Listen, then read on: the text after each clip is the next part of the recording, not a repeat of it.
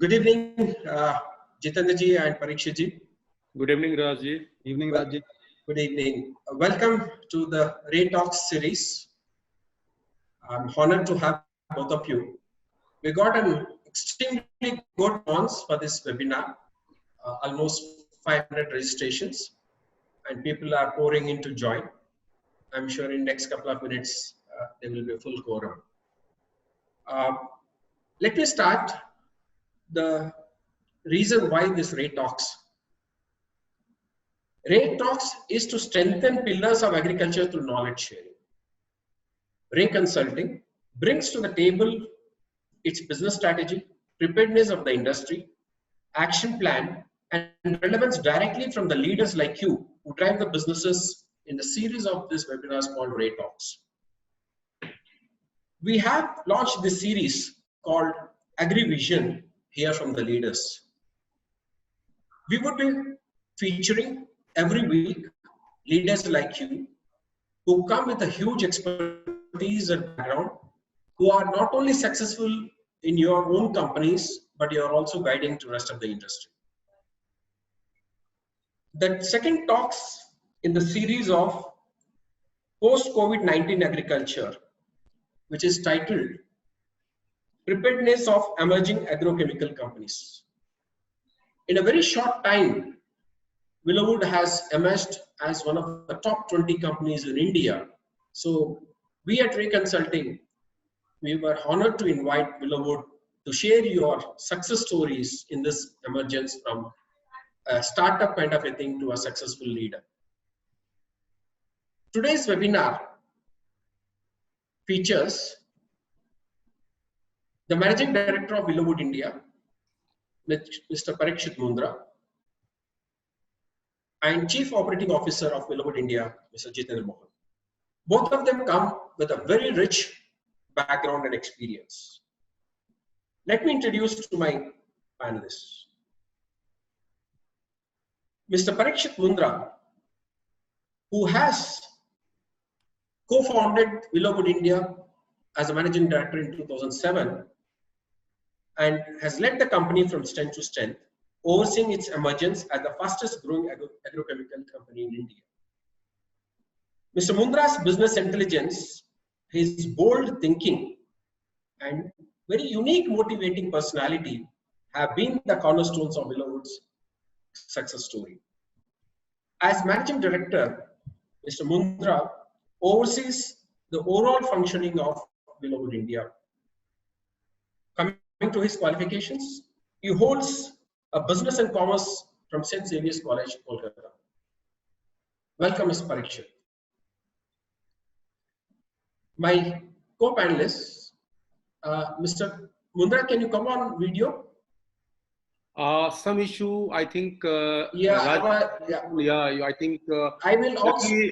Heavily rain. Yeah. Thanks, Jitendra. See, to the benefit of our attendees or the visitors or the viewers, you all know that right at this moment, Cyclone Amphan has hit Northeast very badly. And in Kolkata, while Mr. Parikshit Mundra is with us, there are huge wind gales and heavy rain happening right at this moment. So we anticipated this to happen, that there might be a drop in the internet services or the power. So please excuse us. As soon as the internet and the power restores, Mr. Parikshit will join us to continue. Meanwhile, we have Jitendra to carry forward the entire proceedings. If some reason, if Mr. Parikshit won't be able to join, this was anticipated and talking about it. But I'm very hopeful he'll join us at the earliest. He's making all his efforts. Easier. Yes. Yeah, he's back. Welcome back. Unmute your thing, Parikshit. Yes, welcome back. We were just talking about Amphan in Kolkata. After I introduce Jitendra, probably if your windows can show us the effect of Amphan, let the country and the world know what's its effect on us. Would you like to do right now? Yeah. Good evening, everyone. Good evening. This is Parikshit here. We have a rough weather here in Calcutta. I'll just give you all a glimpse of the city. Oh, Oh my God. oh, crazy. So we have my internet is down. I'm connected through the phone, and nice to have all of you this evening. Yeah, please take care because one side we have COVID-19, the other side you are affected by Amphan also. So stay safe. Thank you. Yeah. Now let me introduce my another panelist, Mr. Jitendra Mohan, Chief Operating Officer of Willowwood India. Jitendra comes with 25 years of experience in agrochemicals industry. He brings the versatile combination of scientific knowledge and business acumen. He also joined Willowwood in the year 2007 and has played an instrumental role in the company's expansion into different business verticals. He looks after the key functions of the group, handling Willowwood's institutional business, manufacturing, brand business, and regulatory and IP affairs. He holds a master's degree in agrochemicals from the University of Delhi, a specialized residue chemistry from Jerusalem University, and an MBA from Bharati Vidyapeeth in Delhi. So welcome, Jitendra ji. Thank you. Thank you, Raj. Yeah. As I mentioned, we are trying to be unique in Ray Consulting by bringing leaders of one particular company to share their views, not only their success journey, but how the industry can benefit with your experience and the guidance. So if you are ready, I can start my questions or deliberations with both of you. To begin with, I would like to speak to Parikshit ji. Can you take us through the act scenario in terms of companies like of your stature or size? What does it mean to in these conditions? General act scenario, act chem scenario. Good evening. Actually, we are amongst the fortunate sector in the prevalent market conditions where we still see some growth and we are still seeing some good demand. As far as the government data is concerned, I just saw that agriculture is still poised to grow at 3% right now for the current year, and if we have a normal monsoon, which is widely expected, I think that even if most of the companies might not see growth because of labor issues, because of the period that we missed production, but I think that many of us might be looking at repeating last year's numbers, which in itself is a very good position to be in, considering what is happening around the world and what is happening around all of us. We still have our factories are still producing the maximum that they can, and when I speak to other industry leaders, they are also in a similar position that at least we are seeing good demand from the market, and due to the path breaking reforms which the government came out with two days back, which was I think the only relevant and most path breaking reforms were in the agriculture sector amongst all the other reforms that they announced. I think this was the most path-breaking reform, and I think the effects and the results of this might not show immediately, but we would definitely have a very positive impact of this in the next 2 years or so. So for now, there is no doubt that we are considered a sunshine sector to be in. And I was speaking to a few bankers. They said that the only 3 sectors which they are looking at right now is pharma, agchem, and telecommunication, because they have all the virtual webinars and everybody is working from home. So the relevance of telecommunications has never been more than what it is today. Absolutely. Okay. continuing with that thing which you mentioned, very important.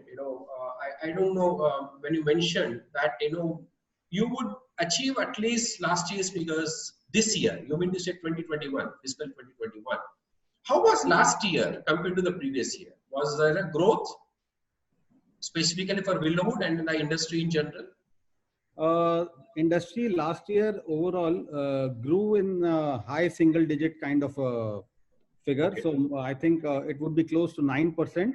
And Okay. Willowwood also, we finished last year at close to 1,300 crores, and Wow. which was again around 8 to 9% higher than the previous year. And so we are this year we shall, although we were looking at growth considering a normal monsoon year, but Yes. looking at the other issues, including that of labor and manpower and other such issues, I think we shall try for growth, but we should be happy if we are able to repeat last year's figures. Actually, my question was related to your normal. See, as of now, normal monsoon is expected. And India's encouragement or the happiness comes with this one single news every April, May, including the Sensex behaves, what will be your weather conditions like normal. So in case the weather conditions are normal, and maybe Jitendraji, you can pitch in here, as Parikshitji mentioned that just last week we have a huge package, especially for ag industry. I would say not exactly ag chem, but ag chem will play a very critical for the output and the production of a crop. So, how much can industry take advantage, or how much can industry contribute in this Bharat, what you call Atmanirbhar Bharat Abhiyan? I mean, I actually thought I'll put this question a little later, but let's look into that. You brought in a very valid point because it's related. And amongst all the industries, if you look at it, the only industry that cannot be avoided is ag industry. For the simple reason, we are dependent on a timeline. The monsoon, it is already, I am told, it's about 4 to 5 days in advance. It's already hit Andaman.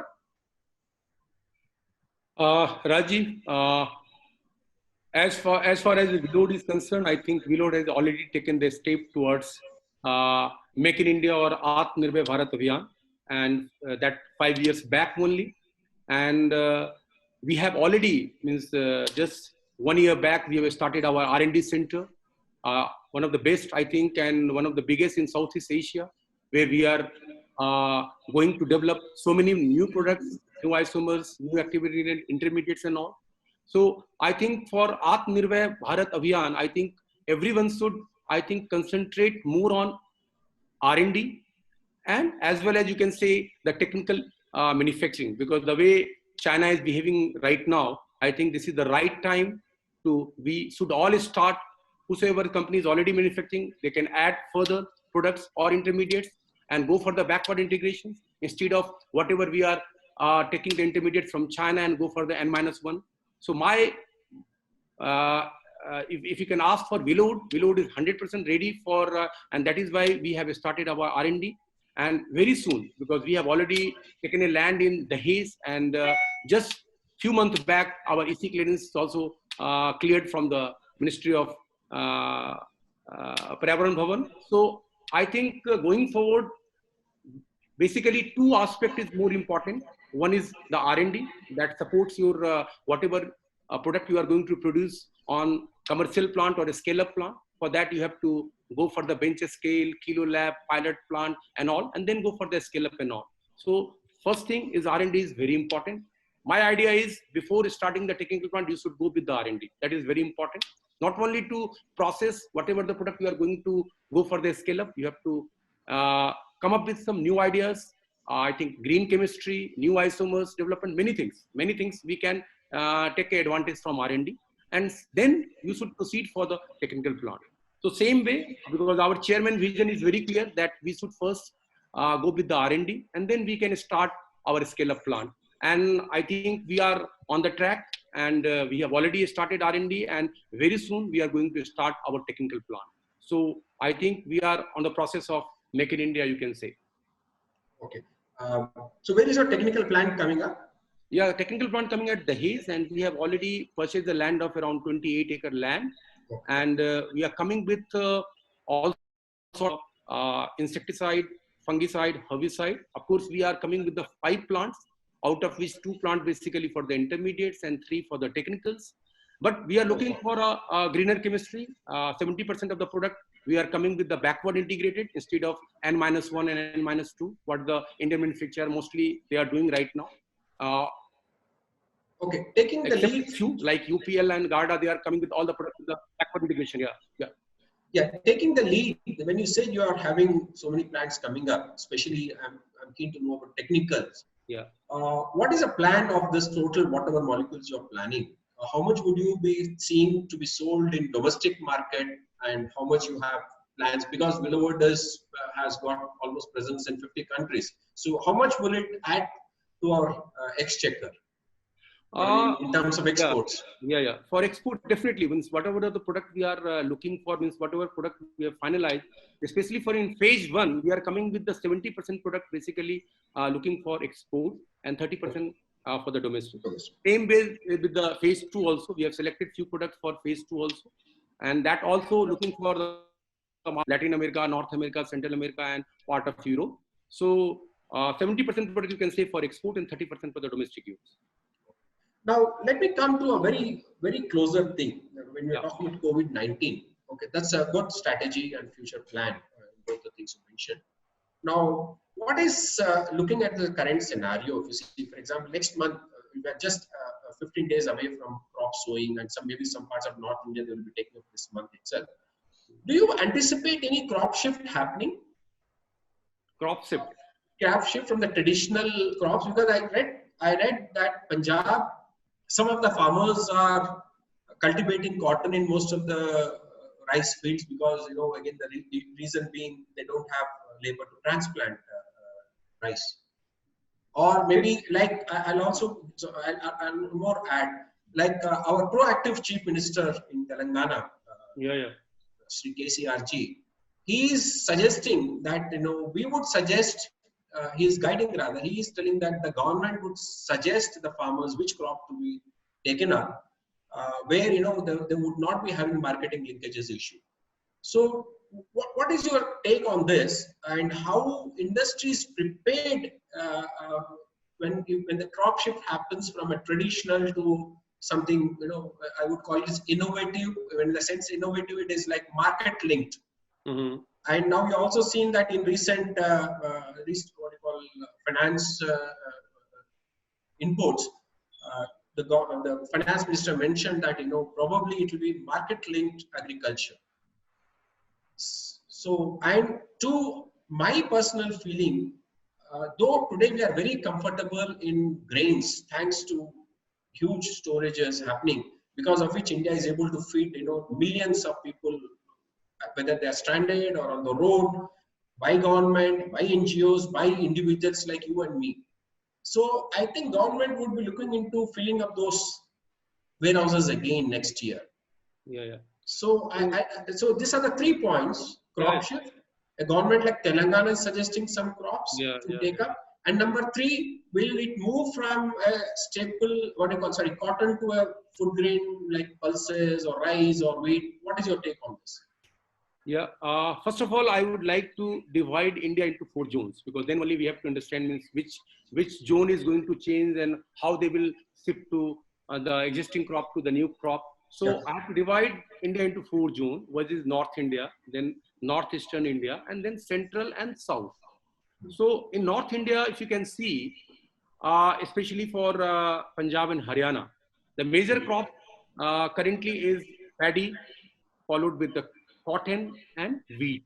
So I think for all 3 major crops in Punjab and Haryana, especially in North India, I think for paddy, definitely it is going to be shifted from transplanted rice to direct sowing rices. It's not because of the government is planning to shift for the monotonous crop to new crop. It's because of also one of the reason is the you can say the groundwater availability.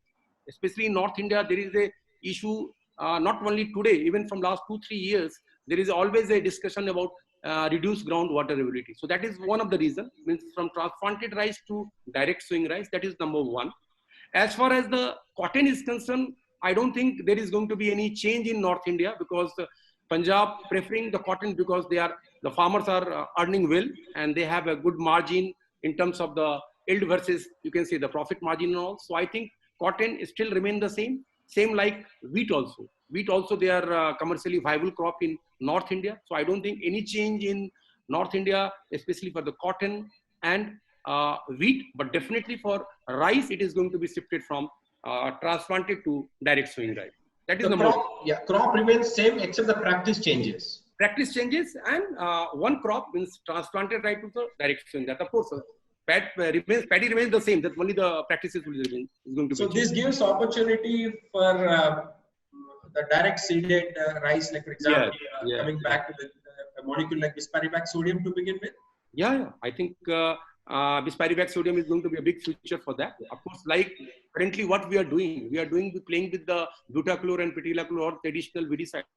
That it required the transplanted rice. Water loving condition is required. So I think this is going to be shifted from transplanted to direct sowing rice, and accordingly, the product is also going to be shifted. So we'll discuss later, means what sort of product is going to be come in future, seeing the scenario as per the current scenario. Then we discuss about the Northeast India. So for Northeast India, I think a state like Bihar, West Bengal, Uttar Pradesh part of, there is a possibility of more cultivation of staple food crops due to shifting of migrant workers. I think from these states, all the workers, we all know that, means from last 1 or 2 months, almost entire UP workers or entire Bihar workers or Bengal workers all shifted to their native place. So people are preferring, especially for the Northeastern India state, possibility of more cultivation of staple food instead of whatever they are growing currently. So this is for Northeastern India. For Central India, of course, 3 major crops. If you can see, one is the cotton, then soybean, then wheat and gram. So I think for Central India, especially for Madhya Pradesh and all, if you can see, cotton is going to be come down, I think, if you compare with the last year. But as far as the soybean is concerned, soybean remains the same. Paddy is little bit, of course, in the southern part of the MP, but hopefully the gram acreage is going to be increased.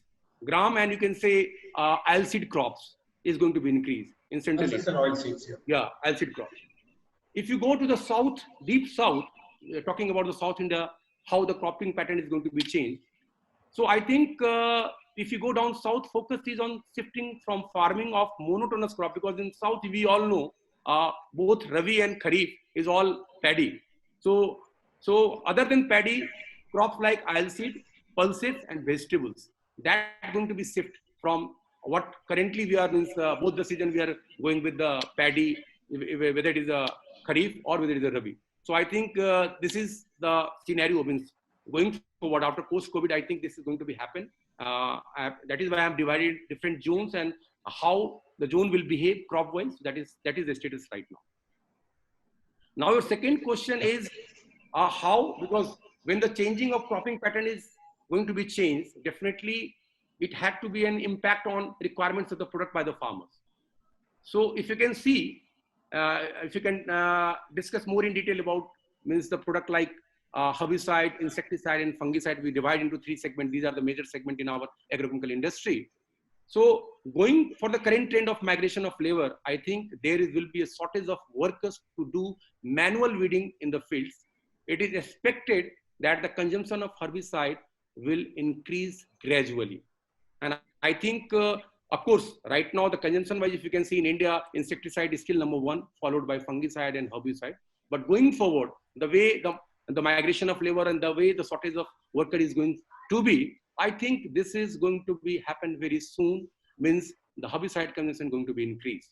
But the only one demerit with the herbicide right now, because currently in India, we are using all most generic product like Butachlor, Atrazine, means selective I'm talking about Petilachlor, non-selective the same glyphosate and paraquat. So going forward, we all know the combination is going to be increased, and from last 2-3 years, if you can see, Of course, in herbicide, not more much, but in insecticide segment and fungicide segment, the combination of the product is going to be increased like anything.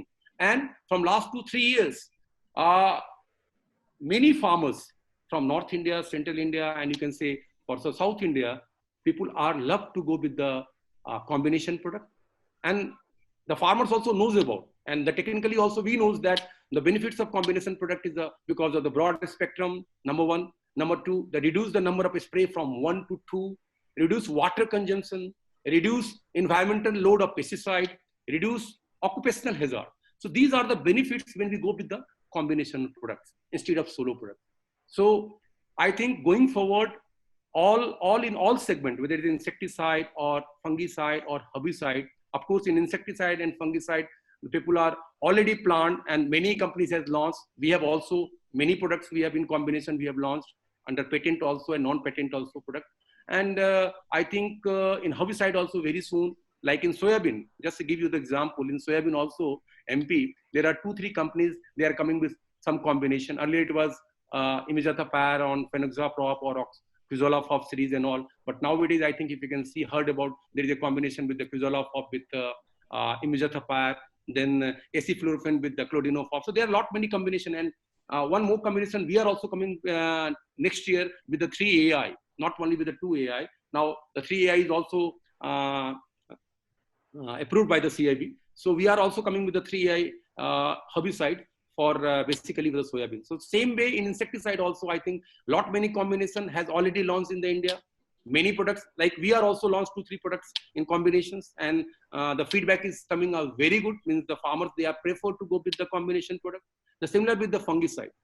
I think going forward in this season, if you can see the last year season also, you see the consumption pattern of the all 3 segments. You find it out that the solo product liquidation is very low if you compare with the combination product. The reason being that already explained the benefits of the combination product. And I think throughout the world, whether it is Latin America, North America, I'm talking about the developing country like Europe and all, everywhere now the combination is going for the 3AI, 4AI, 2AI, many combination, and farmers getting very good result in terms of the cost wise also, number of spray wise, they come down the spray and also reduce water consumption. There are so many benefits. So I think going forward, some of the product, of course, I'm just giving the hint to others, like in fungicide, definitely this year, the demand of azoxydifenoconazole, you can say, then azoxytebuconazole, azoxypropiconazole, many products, this combination is going to be hit in the market. And I think in coming days, these are the product is going to be take a place instead of the solo product. One more product is I'm talking about just 3 years back, we have launched Hexavalida, the combinations that is under patent. And I think within a span of 3 years, we have to achieve a 700 KL of market. Earlier, the Validamycin alone we are selling because Validamycin is registered by Willow in India. And at that time, 3-4 years back, we are selling Validamycin, of course, maximum 100-150 KL. Now, because of Hexavalida combination, the farmers are getting a very good result. And the growth of if you can see the growth from 150 to 700 KL. The similar way, there is one more combination, trisoxin-methyl with hexaconazole. This molecule is also growing. So my suggestion, and I think we all are working, even the Willowwood, I tell you personally that we are only working for the combination product.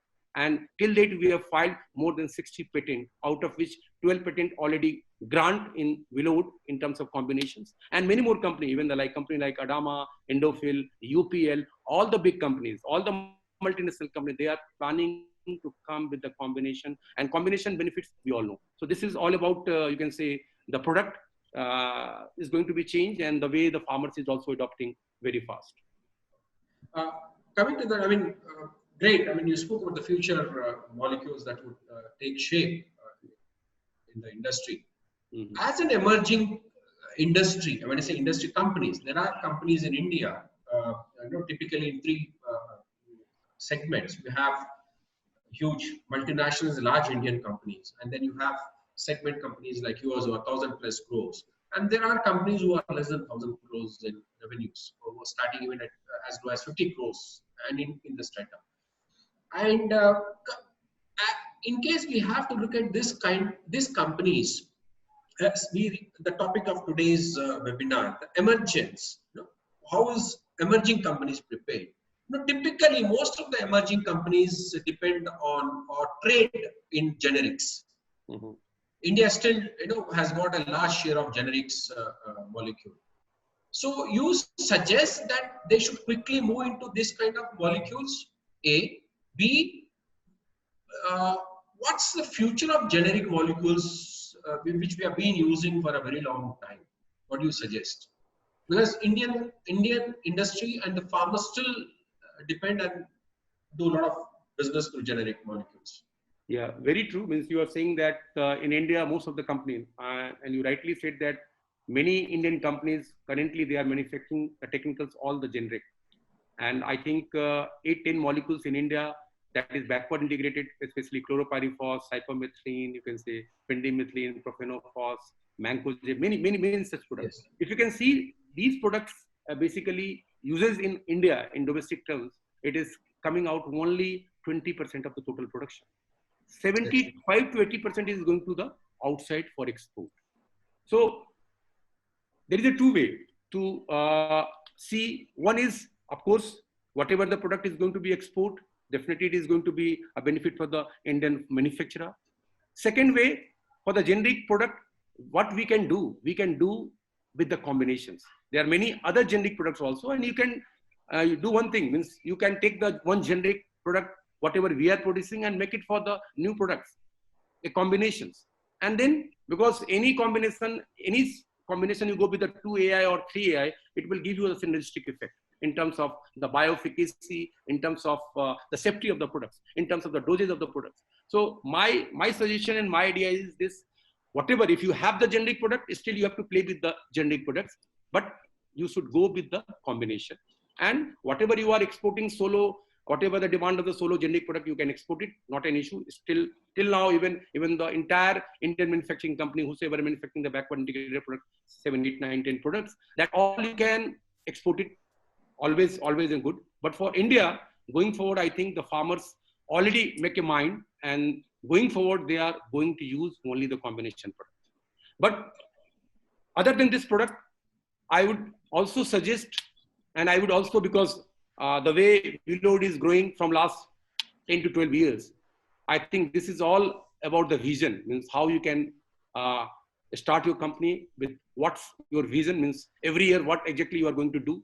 So vision is important. Secondly, your focus on R&D, that is very important. Right from the beginning, I'm saying whether it's a product, whether it's a generic one, whatever you have to be go with the R&D. Then only you have to, because suppose I'm giving the example, Lambda, I think we all know about it, that 10 years back, 12 years back, Lambda AC is very popular, 2.5 AC and 5 ACs normally people are using.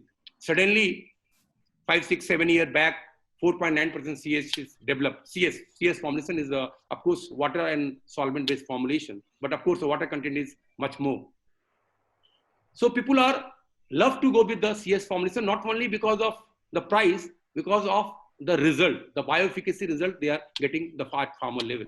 And the price wise also, you have to make some money, because in Lambda AC, nothing else. You have to put it the technicals and put it the solvent and little bit the emulsifier and make the formulation. In CS, some little technology of the formulation. So my idea is, whatever the product you have to go for some modification in terms of formulation development, in terms of combinations with the generic, with new one.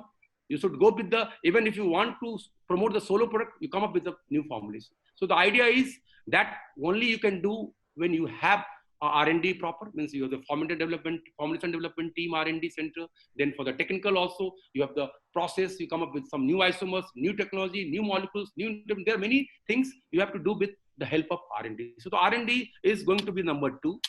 Then again, third is the investment and addition of infrastructure. Because whatever you have, whatever you are doing, maybe this year we can do 100 crore, next year you plan for 200 crore. It is not going to be turned out. If you can really want to go with the 200 crore business, you have to invest some money in infrastructures to develop certain things, so that infrastructure means not only you can for the production and other things. Infrastructure means you have to provide the registration teams, you go with the IP teams, you have to create everything. So that is very much required. Then again, I think for agrochemicals, certain verticals, if you can see, certain verticals is very much required to fulfill your complete chain. Maybe some of the company doing the B2B business, some of the company they are doing B2C business, some of the company they are doing only export, some of the companies they are not in, you can say, P2P business. So there are different verticals. If you can integrate all the verticals, definitely your growth will be 100% sure. And the way you want, if you can look after the all the verticals, I think that is very important. And last and not least, I am just to add it one more point, that is the committed and dedicated young team. That is also very important. Means your team is going to be very strong, and young team always give you a better result in terms of the aggressiveness or in terms of your growth. So that also required. So this is all about, means the way people will want to really, they want to growth. I think these are the things I think someone can definitely look into it. Okay. Now I have a question. Now that in fact, there's a question coming in, which we also will take some questions from the audience a little later. Now, seed treatment is one of the what we call segments which is growing in a big way for the agchem industry. I don't know, is there a way to ensure that inventory is managed very well? Production happens to the required levels. Can agchem industry depend on the data or the information or tie up with the seed industry to see that which kind of seed, which crop seed has moved into which segment, so that agchem industry is prepared with the inventory? Either of you can answer this. Rajji, collaborative approach. Yeah. Rajji, the issue is with our agrochemical industry. I think this is going to be most challenging, means for sales planning and forecast, because everything depends upon how precisely you forecast. So the inventory is all dependent upon how precisely you forecast. And in this industry, I don't think it is going to be a perfect, because of 2-3 reasons. Reason one, because it's all dependent upon sometimes the climatic conditions, sometimes in the monsoon, because we all plan that this year, okay, to 2020, we are going to sell maximum herbicide, but suddenly we come to know that in some area there is a low monsoon and rains are not already on time. So these are the challenges I think we are foreseeing. And secondly, in our industry, the precise planning is very difficult because of this one reason is the monsoon and all. And second reason, you can say that a very unpredictable pest infestation. That is also very important, because if you go through the last 4-5 years time, in some year you can find it out more BPH attack, more BPH infestation. In some year you can find it out less. In some year there is no pest infestation. Still people are preferring to go with the proactive, and they try to convince the farmer to go for the spray as a proactive spray, protective spray, you can say. Secondly, in case of I think 3 years back there is an infestation of whitefly, I think in Punjab and North India, and the infestation is so high, no one has control. Not a single molecule is workable to control that whitefly. So my request to everyone, and I think we are also planning, means during the post-COVID situation, we are very much depending upon the precise planning, means the people are really work upon, means how much quantity you require in June. I think we can start planning in April. Earlier it was with 1 month planning. Suppose you require the material in June, and you start planning in May, because all of your product is established, so you know where is the vendors from where you can take the materials and all. But as far as the COVID-19 situation is concerned, I think we should plan 2 months before, because everything is right from the technical sourcing or the packing material or the productions, everything is going to be a constraint. So my request to, if you can precise planning, if you can plan precisely, and 2 months or 2.5 months earlier, then your inventory problems is going to be sorted out very soon. Otherwise, if you can plan at the end of the day, definitely it is going to be very difficult. So this is all about for the planning, and inventory is all depend upon your planning. Still, our industry is almost 5 to 10%. You can say inventory is always there from last 10, 15 years. If you can see, some companies maybe more and some That's companies. expected. Yeah, expected. So, but if you want to really come down your inventory part, you have to go more precisely in terms of planning. Okay. Yeah. Now, I'll just shift the gear. Now we've been focus specifically on agchem, agrochemicals. Mhm. Now, you know that that's something nice emerging across the globe, especially also in India, is that, getting into the bio-agri inputs, Mhm. whether it is protectants or PGPRs or, biostimulants, what we call. And I hear, I see a lot of people connect with me to asking me to connect to some of the manufacturers of bio-ag industry. What do you feel that, how much, I cannot say that in terms of percentage, how much should be the share of bio-ag imports in the entire ag industry, ag inputs industry. But my question to you is that, how critical will the bio-ag inputs play in near future? Because each one of you, I see that has got a vertical of bio. When there's a vertical, there's a huge basket of products. Especially you have got some of the products which are very successful. And about 3, 4, 5 years back, industry was reluctant to introduce this into their basket. Now I see right from a huge multinational to a local player wants to have a vertical of, or at least couple of products in their basket. If not anything, VAM and seaweed extract, something like that. So what do you feel? How is beautiful, a good future for this product? How do you make this interest or the parallel industry stronger? Definitely, as far as the PGP or PGR or the biological product, the future is really very bright. But definitely we have to first, because we have to divide in 3 categories here right now. One is the PGP, basically whatever the product means PGR, not PGP, PGR, plant growth regulator, that is already regulated by the CIB. The product like tricontinol, the product like mepiquate and all, these are comes under the PGR segment. The second segment is PGP segment. In PGP segment means people are coming with a lot of mixing of the products, sometimes with the steroid, sometimes with the amino acid, sometimes with the seaweeds, sometimes with the different components, and mix a product and make it the PGP. That is not regulated. The point number 3 segment is basically the biological products. So biological, basically in terms of CIB, it comes under biopesticide. So biopesticide, basically again in India, whatever the product registered 20 years back or 10 years back, the product like Trichoderma, Pseudomonas, Bacillus thuringiensis, Bacillus ramosus, these all are product basically is very old product. And practically I am saying that some of the product, maybe the Trichoderma and some of the varieties of Trichoderma may be giving the good result, but most of the product is not a very good in terms of bioefficacy. People are doing because everyone is doing. So people are following up. And especially for a new biological product, there is no guidelines at CIB level. That is again a big issue. Every time, because many companies from outside India, Europe, Australia, New Zealand come to our place, how to register this product.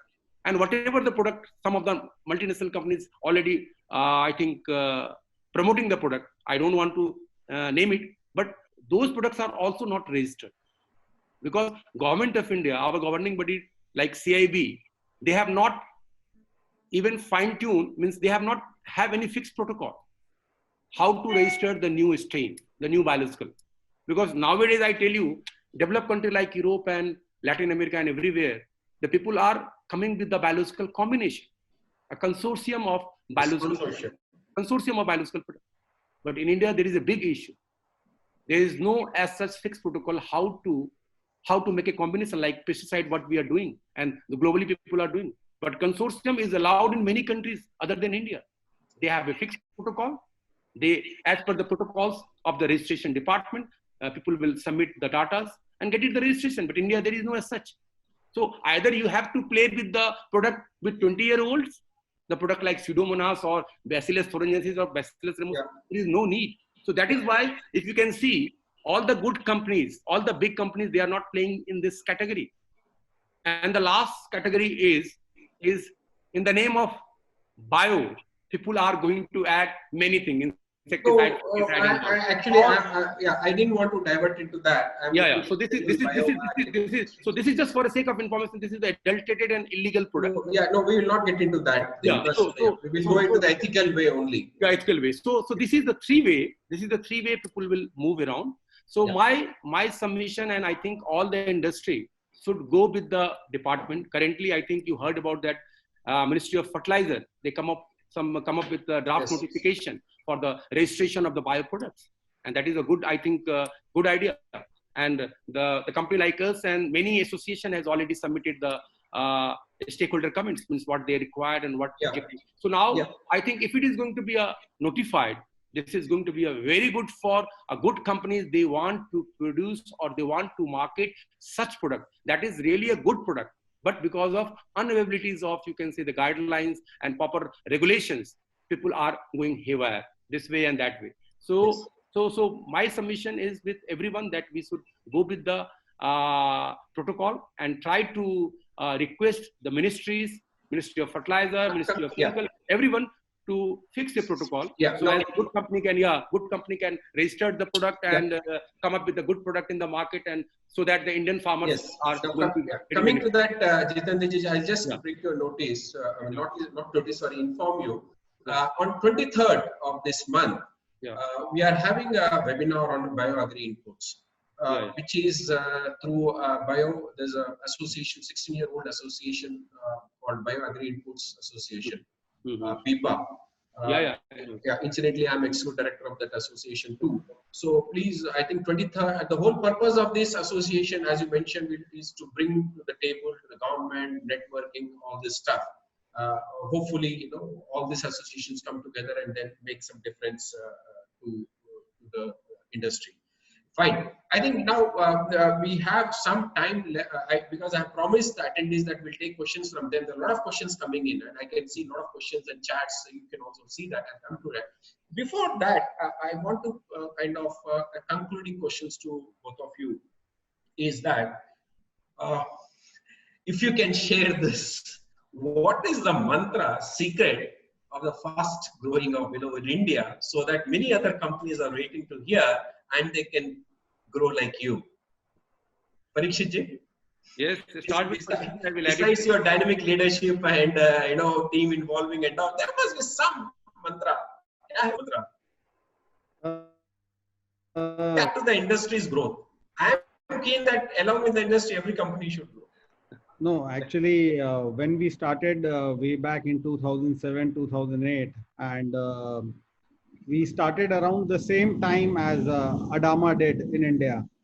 And today, Adama and we are considered amongst the fastest growing companies, because these are the only two companies who are our sizes, having started at 2007. Most of the other companies were already present in India before that. And all of when the entire sector grew, I think that all the companies also grew along with it. But one of the most important aspects which led to our growth is focusing a lot on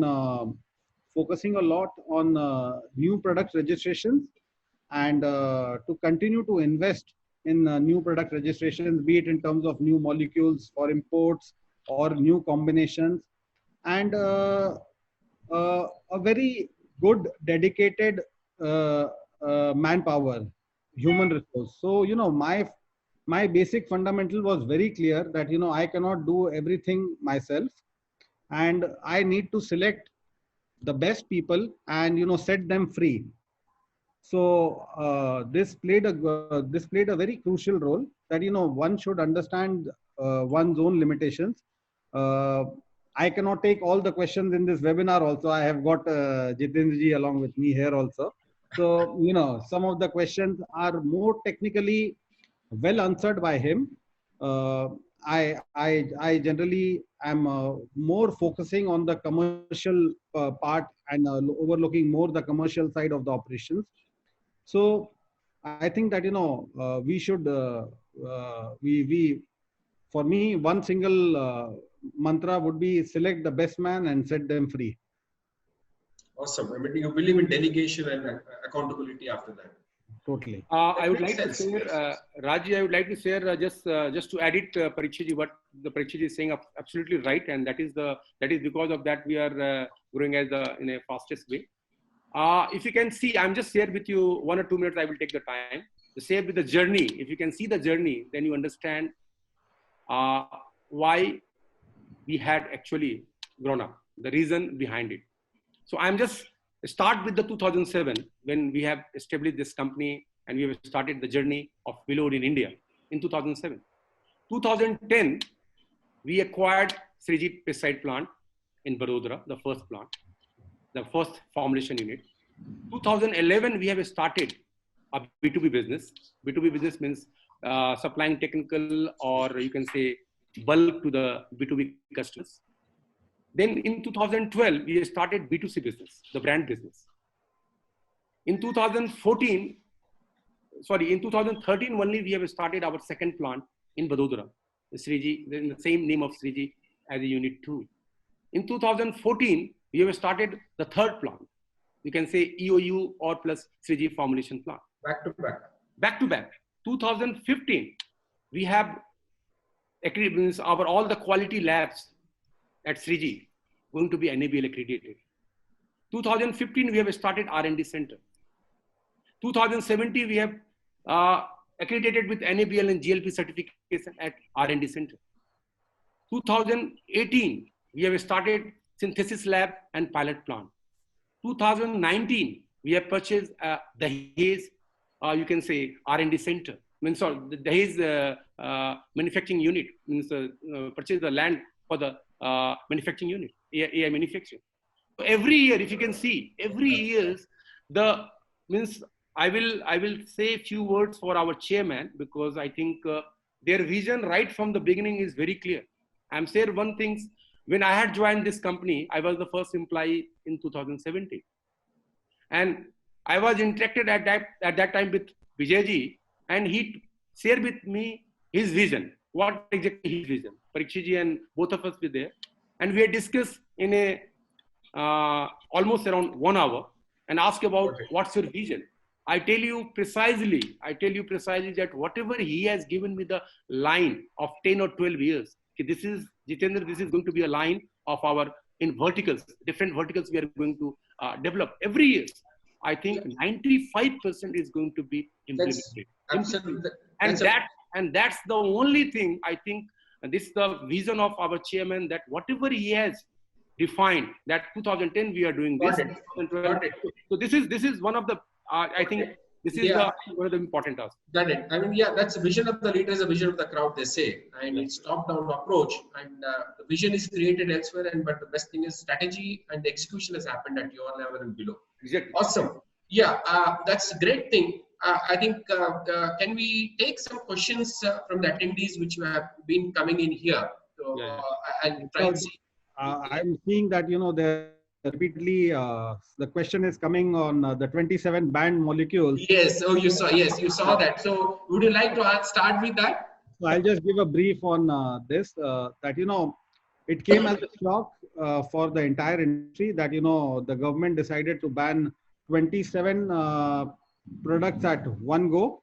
Out of those, many products, although were expected, there were many which were not expected and which in present do not have an good alternate also. So most of the industry associations will be going to court, and the matter was already sub judice. So I don't think that, this is going to happen in a hurry. And it seems to be a very hastily taken step when you decide that, when you decide to ban such a large portfolio of product and you want to take it out from the farmer's kitty, and on one hand you are doing such good reforms in agriculture. I think that this was not a well thought of plan by the government, and I don't think that it will be implemented in entirety as of now. And all the associations are having meetings as we speak today. And we also have our association meeting tomorrow. So most of us would be going to court, and I think we'll see a rollback of most of these banned molecules. Yeah, I think one question which attracts here is put anonymous, not put he or she, not put the name. We also, I think Jiten started or Prakshit started that it's going to be pharma, ag, and then though it's called telecommunications, but I would probably use the word digital. Now you see, one of the challenges we face in the current scenario, especially in terms of promotion, promotion and marketing, because we don't know how much of field force we can deploy for the farmers meetings or visits, which is a traditional way of doing our promotion. Yeah. How much the digital will play a role in this? Because incidentally, you know that you all attended. We also had a Digital Ag India conference on 4th of February. We also came out with a paper which was appreciated by Principal Secretary Telangana government. So, can you quickly take us through to the audience that how at least in promotion digital media can be used? Yeah, I think it is going to be one of the important going forward after post-COVID. I think digital media and the digital platform is going to play an important role. The current situation does not allow for meetings and interaction with the distributors, dealers, and farmers at personal level. We all know about it because of the movement at field level. It's very difficult because of so many restrictions by the state government or the central government. So there is the only way to interact with the farmers or the only way to interact with the dealers and distributors, I think, is the digital platforms. Digital platform is like social media or multimedia tools like, or if you want to really promote your product inside the villages and amongst the farmers, I think television and the radio is also going to be an important one. But many companies currently, they are not doing the television and radio. I think they are not selecting, but many companies like Willow, we have already have a mobile based knowledge app for our farmers, which help us in proper information about our products, and always time to time we'll give the information about the products and what are the products we are coming with. The same way, I think many companies, I think they are doing with the apps, and we are now more concentrating on the apps like means to control the supply chain part, means taking the PO, and again you have to take the confirmation from the dealer and distributor, how you can make it a proper app to take a confirmation from the dealer and distributor. Right now it's over the phone. Sometimes only they have to send and write the small paper and make it, and there is no such punching system or there is no such a computerized system or go with the app, so that their PO should be confirmed from our end also. And I think companies have at least come to know that, okay, this PO is fully confirmed. Sometimes with the you can say the MR, sometimes with the sales officer, sometimes with the JDM, that this is the order we have taken. So I think it requires that more focus on the app basically for supply chain. And supply chain means related with the up to the level of dealer and distributor, how we can take the orders, how we can go for the payments with the digitalized systems. So these are the things I think very much required going forward. So this is all. Yeah, I have I can use as a suggestion, since we had a Digital Ag India conference as just a couple of months ago in February. I would personally suggest, because we have interacted with hundreds of digital companies, right from investors to the startups, including policymakers and the governments and universities, and researchers. ISB was a partner, ICRISAT was our partner, universities were involved. It's not kind of, there is a kind of, I don't mind using the word, there's a myth that, startups may have a very expensive tool or maybe not be able to scale up. Trust me, with our experience of the Digital Ag India conference, some of the startups have got awesome products for any category of company. I would say even if the company does 10 crores of business, they can buy an app with as less as 50,000 rupees, not more. So in case through this medium, I request the audience who are listening to us, if they are looking for a particular solution of a problem, they can approach Ray Consulting, and we'll try and connect the startups with you or someone who can help you to solve your problem. Maybe they are not aware what problem you have, and you might be not aware that someone has already got a solution for your problem. So we will try make a matchmaking for digital platform. So that's, I mean, this is more for the audience here. I have one very senior person from UPL, Mr. Pradeep Mishra ji has put a question. Yeah. Let me read out for you. He says, could you please highlight some bottlenecks, challenges you feel post-COVID from raw material to government policy to registrations of ease doing of the what you call from ease of doing business? Yeah. And India perspective. And he is driving from front for all such affairs. I'm aware. Yeah. So before I start the discussion, I would like to thanks all our production team, because I think they have, whatever they are doing wonderful. Means they are the real warriors, and I'm also thankful to the management that the way they have supported for in terms of sanitization, in terms of personal hygiene, in terms of transportation, in terms of foods and all. And that is why all our production basically sites are working very smoothly. That is one. And the question they are asking, why I'm saying this, because I have to start with the first with the production team, and then we start with the challenges we are facing for as far as the production is concerned. Number one is the technical pesticides, means technical sourcing is a big issue, followed with the intermediates, solvents, then packaging materials, then labor part, and last one is the transport issue. These are the 5 challenges or the constraints we are facing right now. Of course, for the technical pesticide, I think for the technical sourcing, I think we all know that all Indian manufacturing companies, those they are manufacturing technicals, they are as per the government norms and as per the central government norms, they are not supposed to start the entire plant at full level, means 100% not optimize the level of productions. So they will run the plant only with the 30-35% capacity. So the number one is challenges is your capacity is not going to be increased.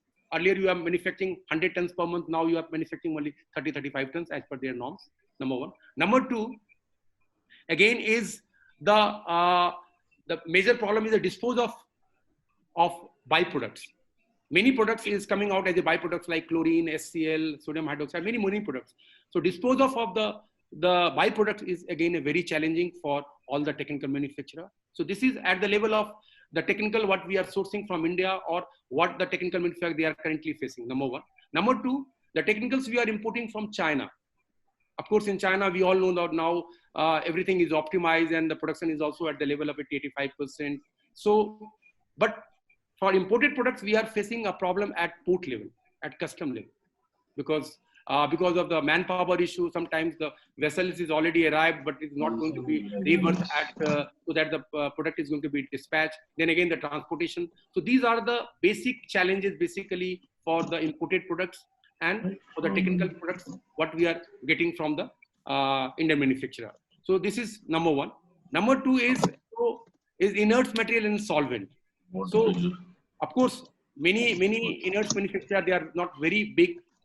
They are a mid-sized company or a small company. They also face the problems of the same labor and transportations, and that is why they are not making an entire product whatever their requirement currently. So I think this is going to be again the challenge. I'm just saying for the solvent, because just few days back, 15-20 days back, I think we all heard about that. Suddenly there is one solvent, MIPA, is out of stock, methyl isopropyl alcohol, that is used in the glyphosate. And the MIPA basic raw material is IPA, that is used for the sanitization. And we all know that there is only one company in India, they are manufacturing IPA, and they are, again, currently it is capped by, you can say, the government and all, because of the sanitization uses. So the product, the same MIPA, it was available 1 month and 1.5 months back is 90 rupees and today is 270 rupees. So and it's still not available. So the cost of the material, sometimes with the inerts, sometimes the ability issue, the similar with the lactose. There is one inert lactose used in many of the formulations like imamectin benzoate, you can say, acetamiprid, thiamethoxam. Suddenly it is out of stock. It was earlier 90 rupees, now it is 160, 170 rupees. So every day we are facing some issue with the inerts and solvent. Then the third one is the packaging materials. The packaging material, again, because all the small manufacturers are there, they are facing the same manpower issue and production issue. And The fourth one is the labor. Of course, labor is going to be, I think, is going to be the most crucial one. And I think after post-COVID, once the lockdown is over, I think all the industry, not only the agrochemical industry, entire industry is going to face this problem. And this is going to be the most critical one going forward after post-COVID. Yes. So we all ready for that. And the fifth one is the transportation. We all know that transportation again is not because every state have a different norm. But now still means 1 month back, it's not very easy. But now transportation is day by day is going to be eased out. So these are the challenges we are facing. And because of that, the entire production is also in problems.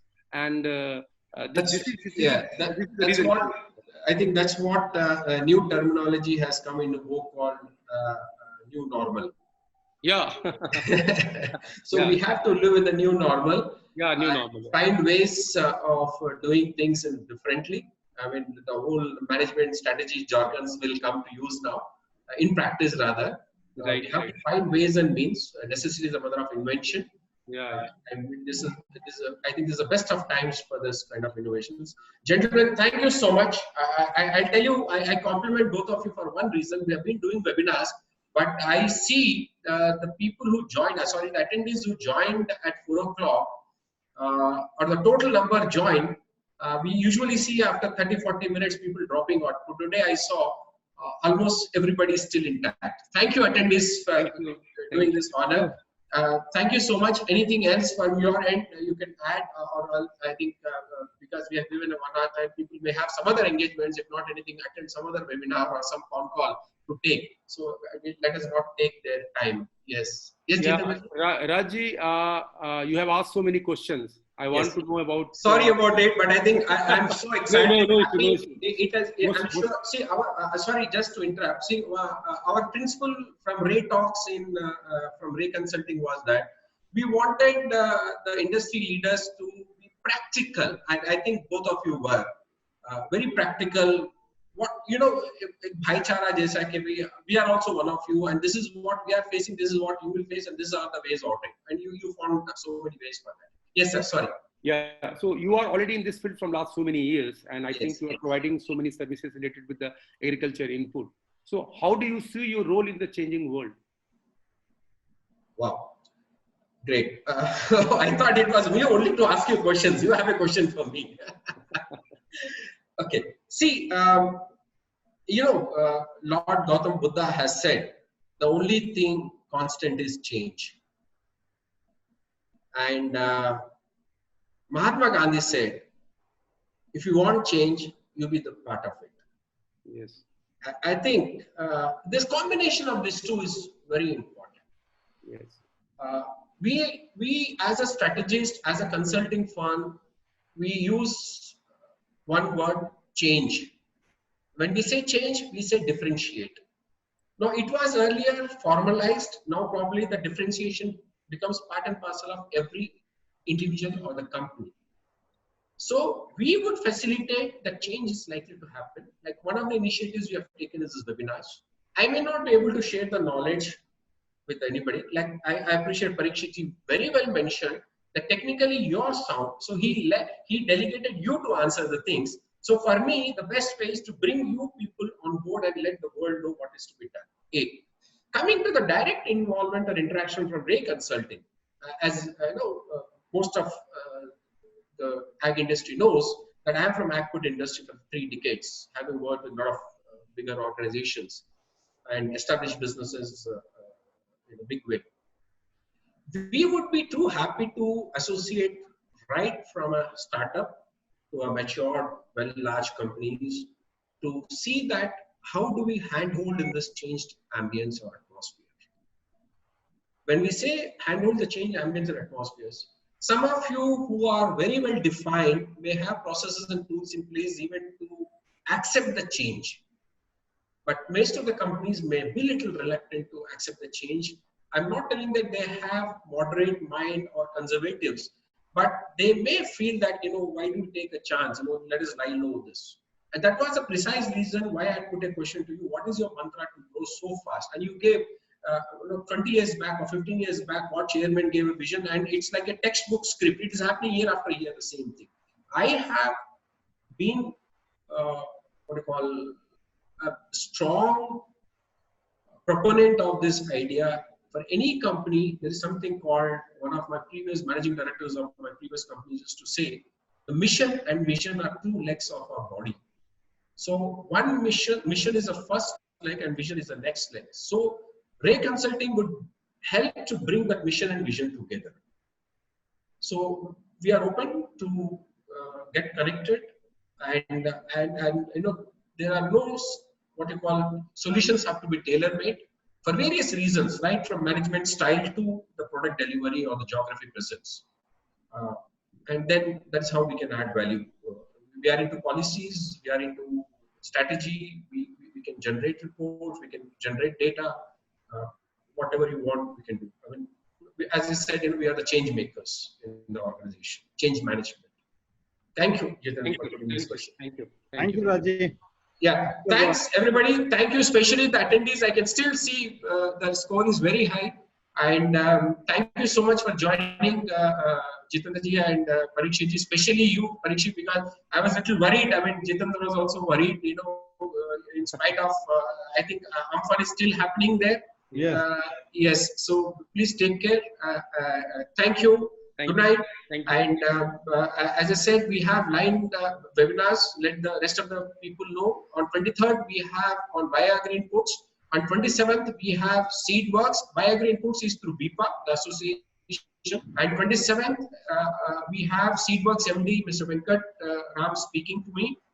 And then something very critical is on 3rd June. Jatin from SkyMate is going to talk to me. We deliberately slated that webinar on 3rd June because by that time we really know what's the status of monsoon. So the rest of you, of course, all of you will get notifications and messages, but still block your calendar, same time, 4 o'clock. Thank you. Bye-bye. And happy Eid ahead next week. Thank you. Thank you. Bye.